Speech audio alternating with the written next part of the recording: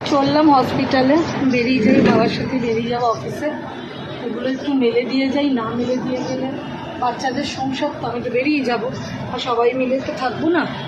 এবার কে আসবে না আসবে কিছু, কে মেলবে না মারবে, আমি একটু জিনিসগুলো একটু মেলে দিয়ে যাই, তাহলে একটুখানি ওদেরও সুবিধা হবে, আমারও সুবিধা হবে। তো হয়ে গেল, চলো আজকের মতো ওদিকটা হয়ে গেছি। এবার গিয়ে হসপিটালে হাতের মধ্যে কারেন্ট দিয়ে বাপরে বাপরে লাগে গো, জানো লাগে, কিন্তু কী করবো, ভাবি হয়তো আমার ভালোর জন্যই দিচ্ছে। এই চলো, এটাই ঠিক আছে, ভালো যদি হয় তো খারাপ কী আছে। কোনো রকমে কাজটা সারলাম গো, সেরে এবার আমি একটু রেডি হয়ে নিয়েছি। তো বাবা শুধু জামাটা প্রেস করছে, দিয়ে দুজন মিলে কর্তাগিরিতে বেরিয়ে যাব। ও চলে যাবে ওখান থেকে অফিস, আর আমি বিএনআরে গিয়ে নেমে যাব। একা একাই যাচ্ছি, কারণ কি রোজ রোজ কি ব্যাটা ছেলে সম্ভব বলো না, অফিস ছেড়ে যাওয়া সম্ভব না।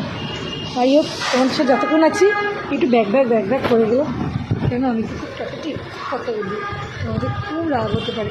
রাগ করো না, করলে কিন্তু প্রেশার বেশি বেড়ে যাবে, ভাবোই না বন্ধু বলছে, শুনলে এক কান্দি কান্দিটাও করে দিলে, আর ভালো লাগলে মনে রেখে দিলে।